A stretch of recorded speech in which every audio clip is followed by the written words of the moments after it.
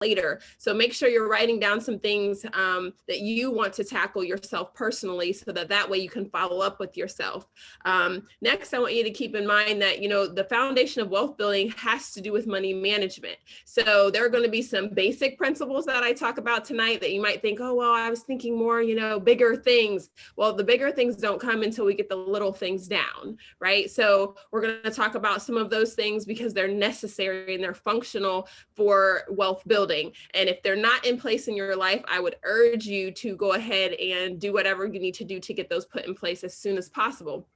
And then that way, when you're getting into wealth building, you're not having to backtrack. You're not going to, get going and get some momentum and then something fall through the cracks because you don't have a foundational piece in place. Okay. So again, like I said, if you have any questions as I'm moving along, I do talk kind of quick. I think that's the Ohio in me. So if I talk quickly and you miss something or you have a question, please utilize the chat and I will do my best to answer those questions either right when you ask them or further down the line when I get to that point. But the first thing I want to talk to you about, one of the very first wealth building strategies, and I've kind of alluded to this when I started, was you need to change your mindset about money.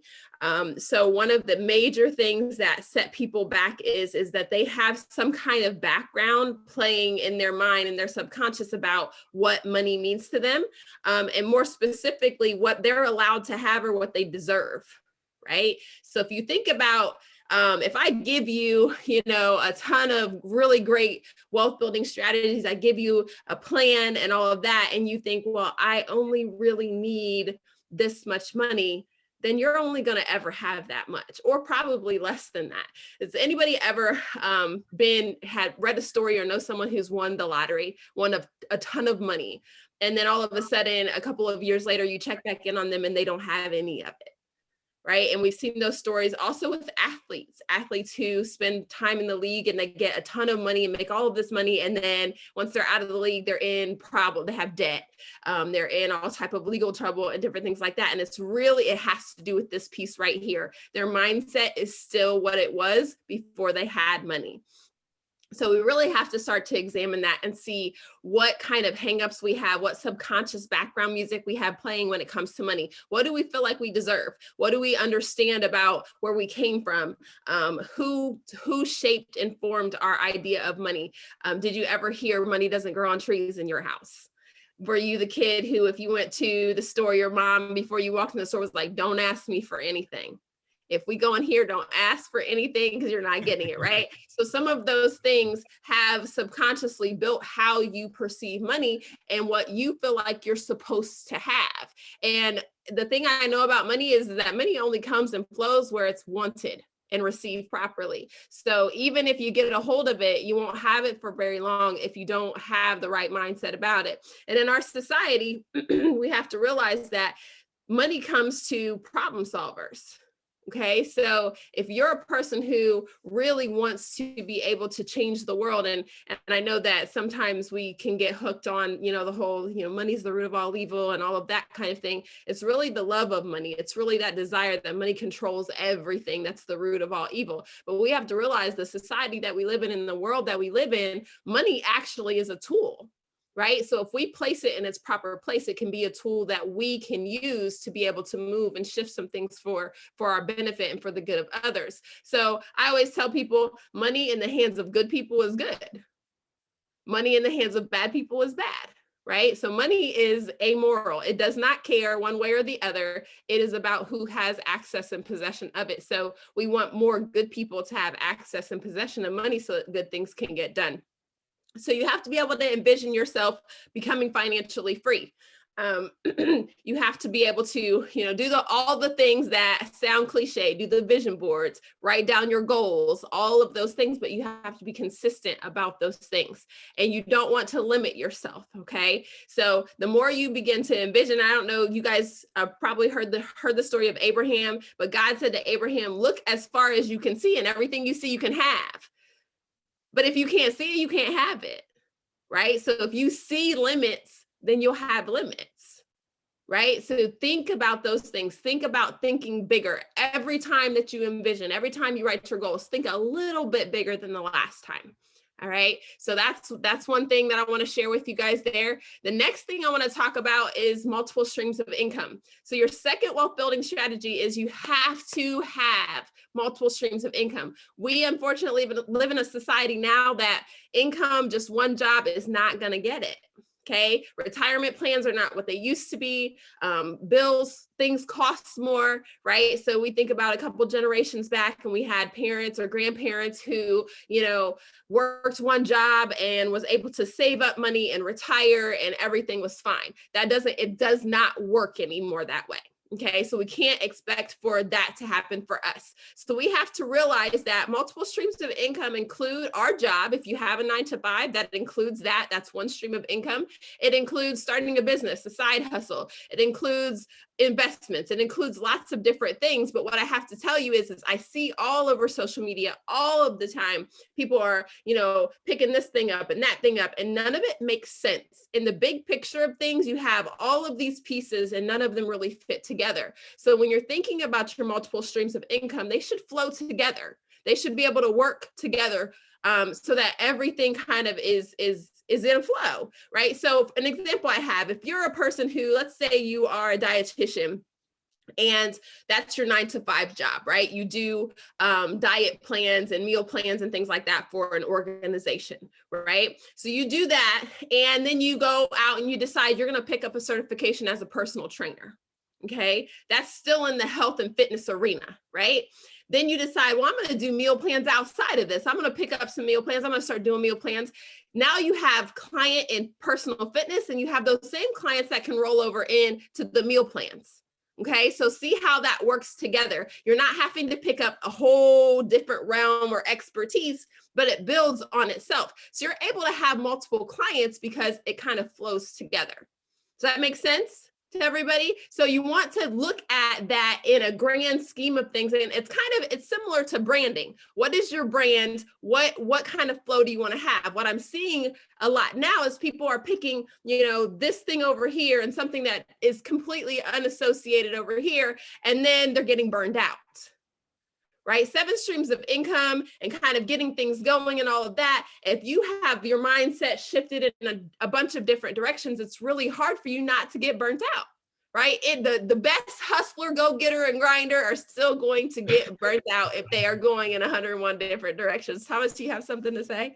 Yeah, you mentioned burnout, and Yeah. I don't know about you on the call or you that.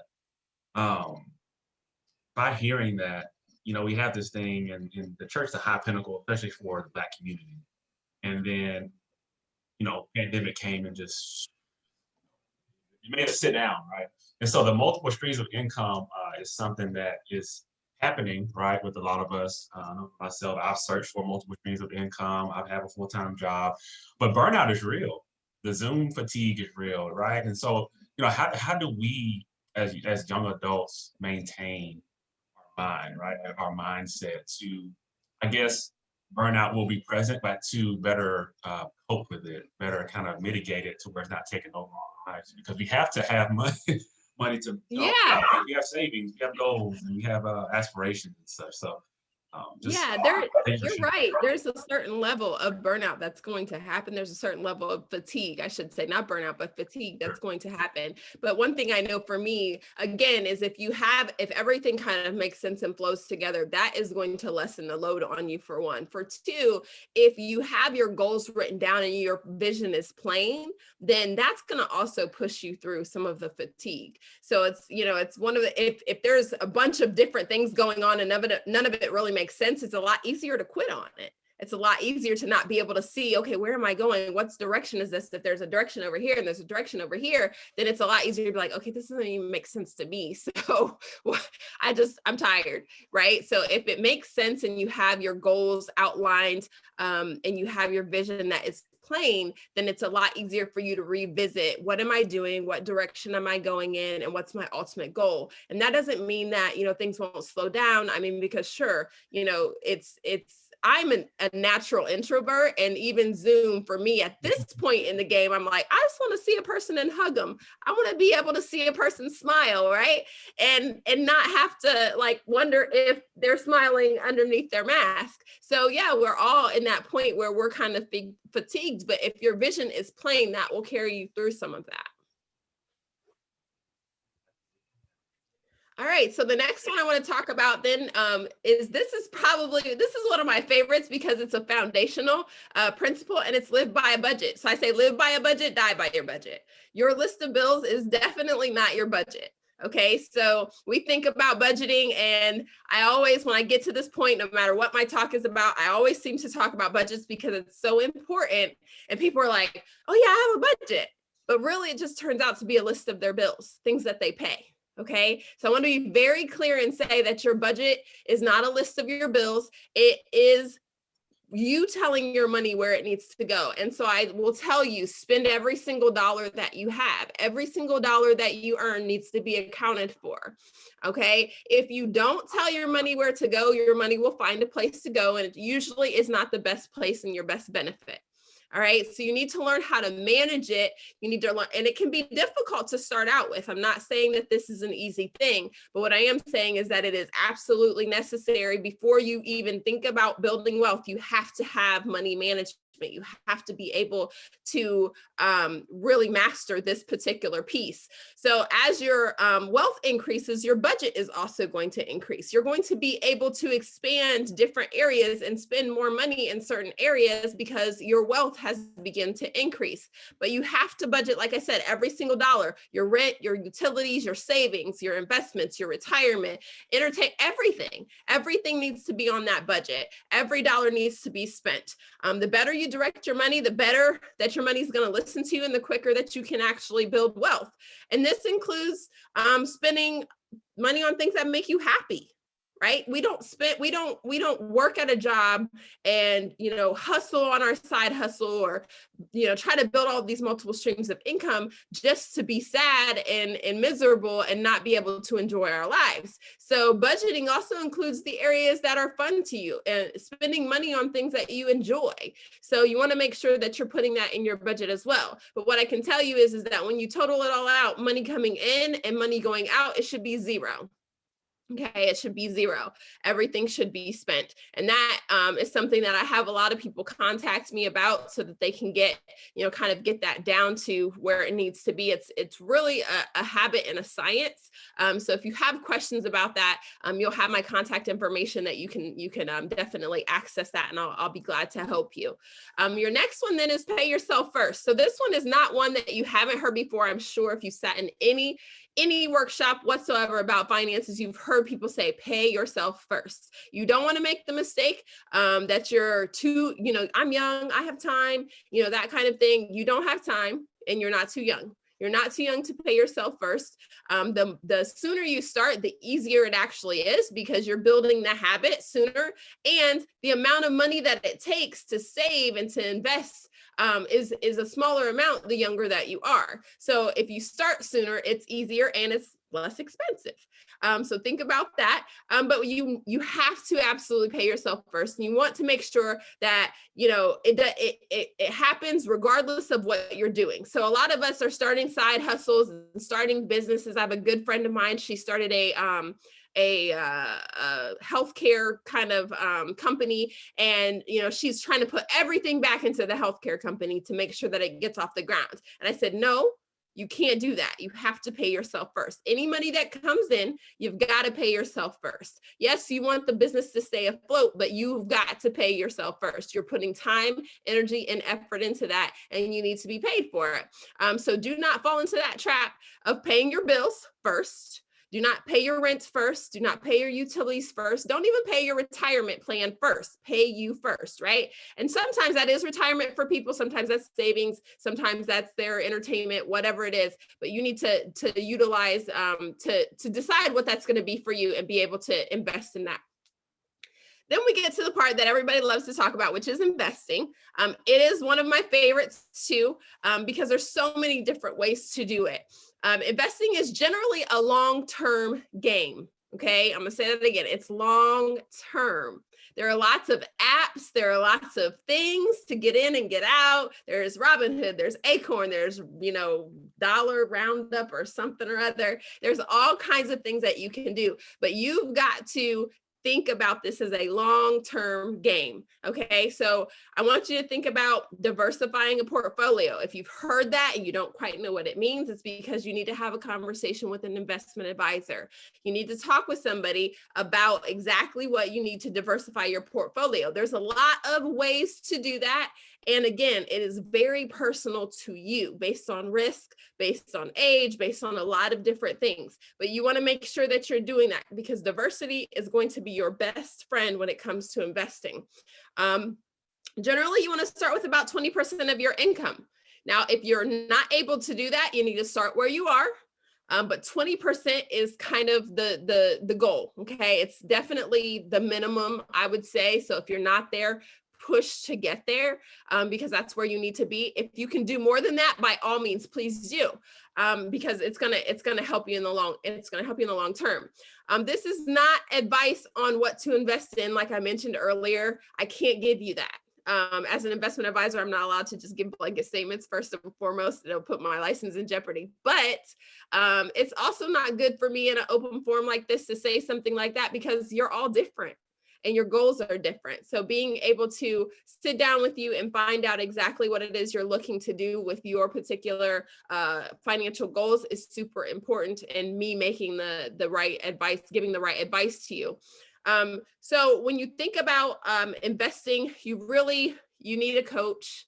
You need an advisor. You need somebody that's going to walk through that with you. A lot of you guys are in the Dallas area, so that would mean I can't physically be there with you, but I would be more than happy to help you in this. If you know somebody that you trust, you definitely want to do that. So I want to give you a plug for picking an investment advisor. You want to talk with somebody, talk with multiple people. This is a serious, serious decision. It's kind of like picking a spouse, right? So you got to do some interviews. Pick somebody that you can trust, somebody that understands your goals, somebody that is going to listen to what you say. So that way you can feel comfortable that what you're getting done is exactly what you're looking to do. Somebody that's going to answer all of your questions, regardless of how many times you ask them, because it's only your financial future we're talking about, right? So you want to make sure that that person is attentive to your needs and what you're wanting to get done. Do you have any questions so far? I feel like I've been talking a lot. Anybody? It's no questions just yet, which means they'll probably be writing some stuff down. Good. I hope so. Good. All right. All right, so I'm gonna move on. I've got a couple more here for you guys. So the next one is get educated and never stop learning. So the money game is pretty consistent in its principles, but things change a lot, right? So you've got taxes, you've got how to minimize risks, you've got interest rates, you've got all of these different things. You need to learn about them. There are people who are experts in these areas, and you definitely want to have an expert. Have a tax expert on your team. However, you should know a little bit about this stuff too. You don't want to just be, oh, I'm just going to defer to that person. Know a little bit about it. So that way you can stay informed. And there's all types of online classes. There's tons of books and different things like that are, some of those are free resources that you're able to access and just boost your knowledge and get educated about those things. My next one is a really great one that a lot of times people don't think about, and it's make key connections. Okay, do some networking. Get around some people that are doing the things that you want to be doing. There are lots of events, especially now going on with Zoom, all across the country, all over the world, where people are talking about investments. They're talking about the next thing. They're talking about how to minimize taxes. They're talking about how to, invest in a particular area like real estate or whatever it might be, whatever your interests are. If you find something that you're interested in, you're going to meet people who are interested in those things. And a lot of those people are going to be a little bit further along in the game than you are. So kind of glean from them, make friends in the areas that you're interested in, because that's how you get better at things. I know a lot of my friends, when we sit around and talk, my friends are dreamers and they're wealth builders. So they're constantly coming up with new ideas, constantly trying to solve the next problem, because that's how you build wealth, right? So I'm always around them and they're thinking and they're talking out loud, and it gives me ideas. It gives me ideas, it keeps me sharp, and it keeps me thinking like, okay, what's the next thing I'm going to be doing? Because they're over here doing this. What am I supposed to be doing next, right? So you want to keep those people around you that motivate you and push you to be better. And then this next one is my last one, is stay away from debt. Stay away if you can at all costs from all kinds of debt, student loan debt, credit card debt, medical debt. And obviously some things are, some things happen and we can't keep out of it. But if it is at all possible, stay out of debt, because debt is the opposite of building wealth. It's the exact opposite, right? And people say, oh, there's good debt. I don't believe that. I know people say it all the time, but I don't believe it. Debt is the opposite of building wealth. Period. That's the end of it, right? So what is obvious is that sometimes we focus on credit and credit scores, right? So people are like, oh, I need a good credit score. Credit and credit scores are just the ability to get into debt. Okay, if you're worried about your credit and how much credit score you have, it's just you wanting to get into debt, you allowing somebody else to give you permission to borrow something from them. So I urge you, not saying don't care about your credit score. What I'm saying is I urge you not to lean on that so much. Okay, because that is kind of in the financial world. That's one of those buzzwords that's going on right now. Is, oh, I need a 750 or a 700 credit score and all of that. If you've got money, you don't need a good credit score, quite honestly. You can just buy everything cash. If you're familiar with Dave Ramsey, he talks about that quite a bit, and he'll say, hey, I don't even know what my credit score is, right? But if you think about it, credit and credit scores, not a big deal if you have cash. I can tell you there's a big crusade on debt freedom, right? Debt freedom is a big deal. Get out of debt, get out of debt, get out of debt. If you stay out of debt, you won't have to get out of debt. I have a niece, love her. She is going to be 2 here coming in August this year, and she's debt free, but she's also broke. She doesn't have a dollar to her name. Right? She has no wealth building strategy. So debt freedom does not equate to wealth. My son, who just turned 2 on Sunday, he's debt free too, but he also has an investment account. So he's not broke. He's actually breathing right now and earning interest. Okay, so take the 2-year-old toddlers as an example, stay away from debt and build your wealth. All right, invest, do some things that you can look forward to in the future. And legacy, as far as legacy is concerned, the things that you're learning right now, whether you have kids, nieces, nephews, little cousins, pass that information on. This information is not new. It's been out here for a long time, but we haven't passed it on. Especially in the Black community, it's a big thing. We just don't know it because we haven't passed it on. So if you're going to workshops and you're learning information, don't hoard the information. Share it with your family. Even if they don't listen, share it with them anyway. Okay, share it with them, share it with younger people that you're around, because this is super important. And the more people that we get to kind of start to look at these different principles, we have to do individually first what we need to do as a community as a whole.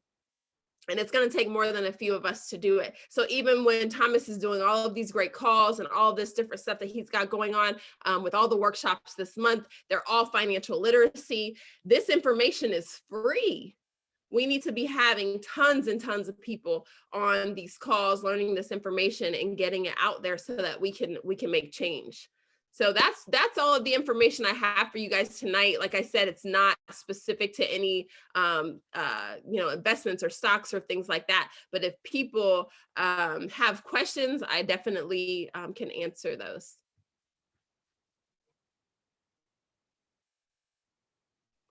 What are some ways to invest your money to build wealth, Sam said. So there's like all kinds of different strategies. So there's obviously stocks, individual stocks. There's mutual funds, which are groups of stocks. There's real estate. There's Bitcoin. There's all different kinds of things that you can get into. The biggest thing, the question to ask is what is the goal? When we're investing anything, the question is, what is our goal? What are we trying to get out of this? What is our time horizon? So what, how soon do we want to get to whatever it is we're looking to get to?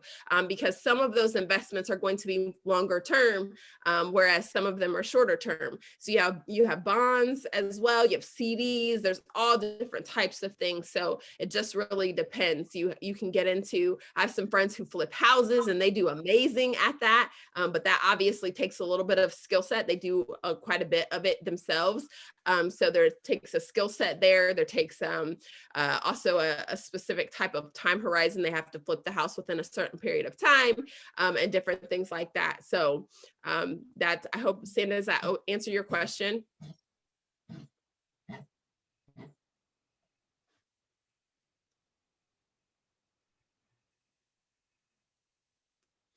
Short-term investments to create wealth. So that's your biggest thing. So short term, everybody wants to know, how do I make quick money? You don't do that in the stock market. There was I think a thing with GameStop here recently. A lot of people have different accounts, Robinhood and Acorn and things like that. Well, with the GameStop thing, he got in big trouble almost for that, because people were thinking he was using his social media to kind of push the market one way or the other in his benefit. But even with something like that, you can jump in if you get a tip. And it might work out in your favor, it might not. I know for people who had Robinhood accounts, the powers that be at Robinhood actually froze all ability to get into GameStop when that first happened. So they were kind of blocked from even making that money.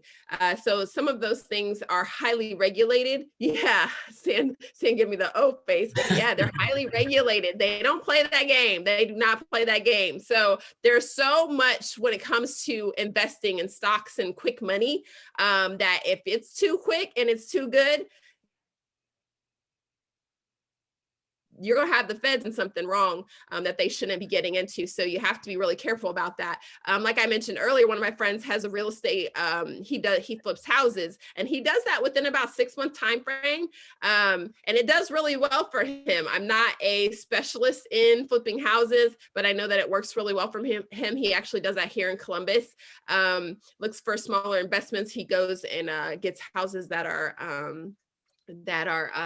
repossessed and things like that, and uses some different retirement funds. And you have a window of opportunity to borrow from your retirement account. So he's on a time crunch, and he likes to play against the clock on that, but he takes that money out, invests in the house, updates it and flips it, puts the money back into his retirement account, and does it all over again. To me, that's highly stressful, but he loves it. So that's also something that I know people do quite a bit.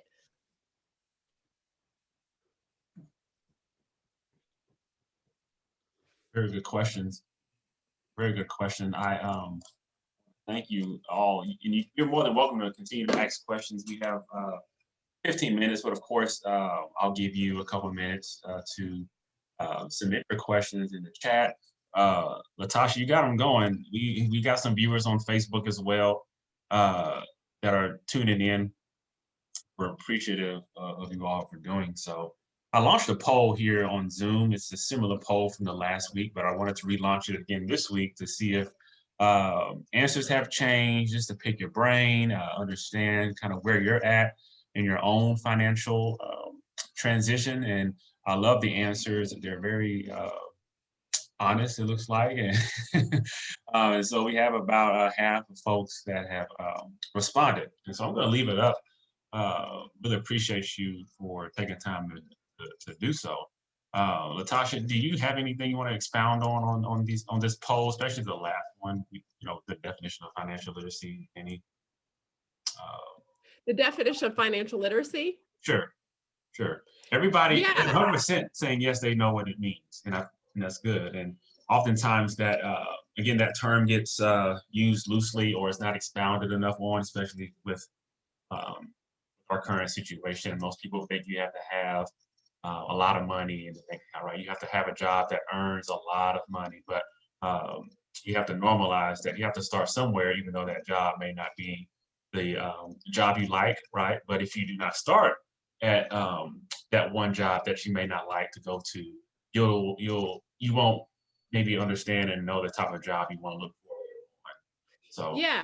just wanted I to. mean, the biggest thing with financial literacy is building proper habits when it comes to money, because regardless of how much money you have, if you're not able to manage it properly, you're not going to do well with it. About I think it's 75 to 80% of millionaires, they have a budget. They started with a budget and they built their wealth over time, and then they just expanded their budget. So when people tell me, a lot of times when I sit down to meet with people, they're like, well, I don't have enough money to really invest, or I don't have enough money to have an advisor. And I'm like, if you have a job and you get a paycheck, you have enough money. You have to start someplace, because it's about habit building. And the easiest way to build a habit is when you don't have a lot.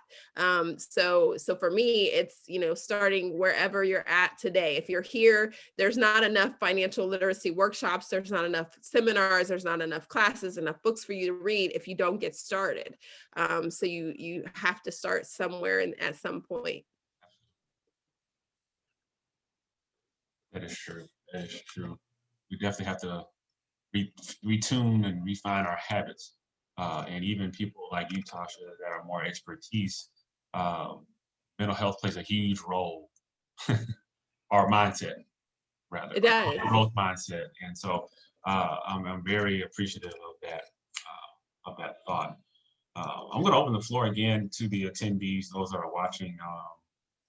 If there's any questions that you have for LaTasha, any comments that you would like to add from the talk tonight that kind of stuck with you, you wanted to share. I'll give you about 30 seconds to ask away. I'll say this too with oh, there's a question. So Crystal says, I didn't grow up with these type of discussions to make decisions early on regarding finances. What suggestions would you make to someone such as myself who has began to focus on building credit to essentially own things such as a house, etc.? Okay, perfect. So yeah, I mean, Crystal, honestly, I can tell you that you're along with the rest of us. A lot of us didn't grow up having the discussions about money. I know for me personally, my parents didn't talk to me about money. They did their thing and we just lived, so it's a situation where most of us didn't have those conversations. But when we learned that there are conversations to be had, showing up like in a conversation like this is exactly where you want to be. So first of all, congratulations for showing up here and taking notes and paying attention. So that's one thing. Writing things down, starting to strategize for yourself. What are your goals? So I see you said you want to buy a house. And credit is important to buy a house if you're not able to buy that house cash. What I would say is your first house, make sure that it's not like the tippity top of recommendations that you are able to afford, because the bank will push you all the way to the edge, right? They'll give you what you can afford, and what you actually can afford may not be that. And it might put a lot of stress on you. Home ownership should be a happy time. It should be something that you enjoy and that kind of thing. But if you get yourself to the point where you're house poor, which means that too much of your income goes to your mortgage and then things for your house, repairs and things like that, it's not going to be a great experience for you. So I would just say be careful when deciding the amount of house that you want to get, because here's the thing about houses, they're all over the place and you can buy them whenever you would like. So you can get what we call a starter house first, and build equity there, and have a home and have something that's your own, and use that as a means to build onto something bigger for you after that home. So don't think that your very first home has to be your dream home, because it doesn't have to be, and for most people it isn't. And don't put yourself in the position where you're going to be house poor.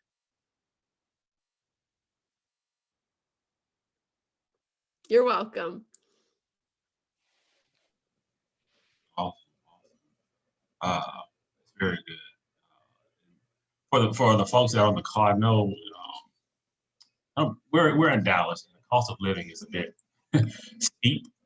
Apartments run up about $1,000 per month, and I personally want to avoid dumping money into a spot that's not my own. You know what I mean? So I agree with you, the starter home, and that's really good to know because I guess, like you said, it's that mindset we want to have what everybody else, maybe what everybody else wants, or we're comparing. We see things on TV. We have dreams of purchasing, right, our dream house, and oftentimes we have to realize and recognize that we have to kind of start from the bottom and build our way up. So I thank you so much for that question, Crystal, and thanks for answering that, LaTasha. Are there any more comments or questions? I see Marissa joined the call. Good evening. Thanks so much for joining in. We're just having a Q&A session right now. And I want to go ahead and extend this opportunity now, LaTasha, if you want to extend your resources or contact information. If folks have any questions, I'll let you do your thing with that. Yeah, I yeah, know you're in absolutely. Ohio. So you can reach me on social media. I'm usually pretty active on Instagram and Twitter. It's underscore Tosh, TASHMACK. So Tosh Mac. You can reach me both places there. I am Tasha Macklin, just like it says on my Zoom tag there, name tag on Facebook. So you can find me there. And I'm also on LinkedIn, but you'll have to stick a LA in front of the Tasha because that is my government name. So that's how I identify in the super professional world.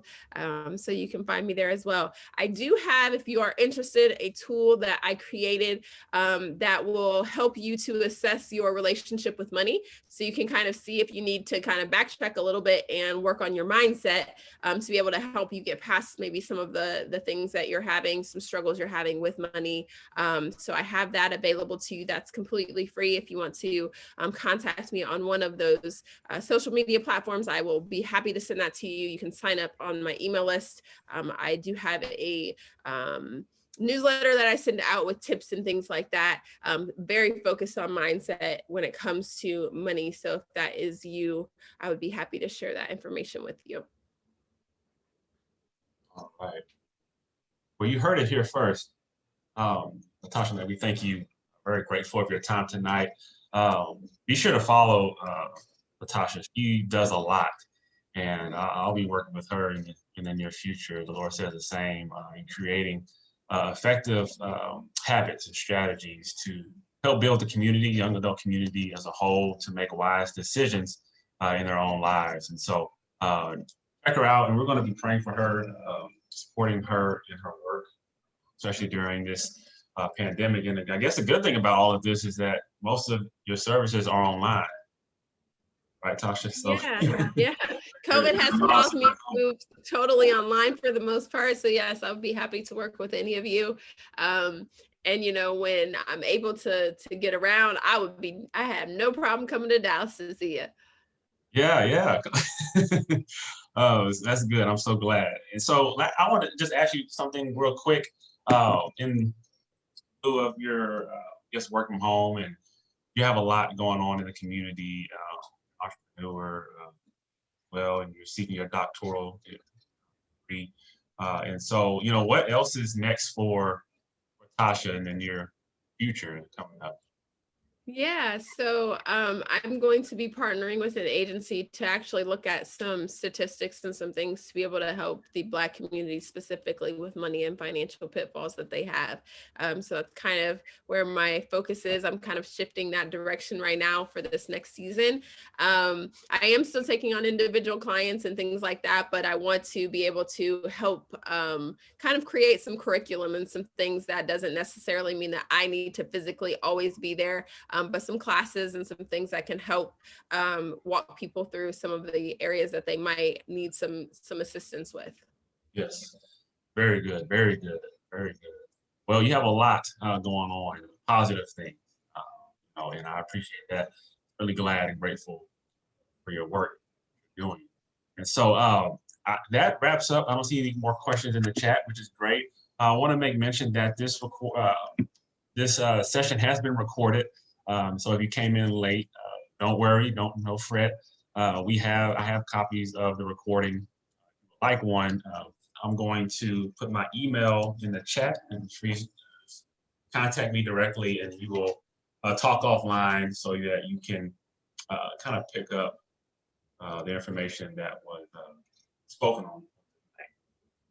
So if there's not any more questions, I'm going to, well, first of all, thank you all for joining us tonight. I want to transition now into our announcements that we have here coming up this week and some events that is happening in the community. And so San is on the call. San is one of our attendees, one of the good ones that are on here that's been doing a great job and being supportive and sharing information.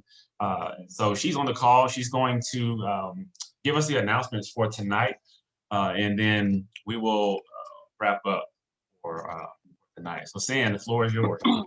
Okay, can everyone hear me okay? Yes. Okay.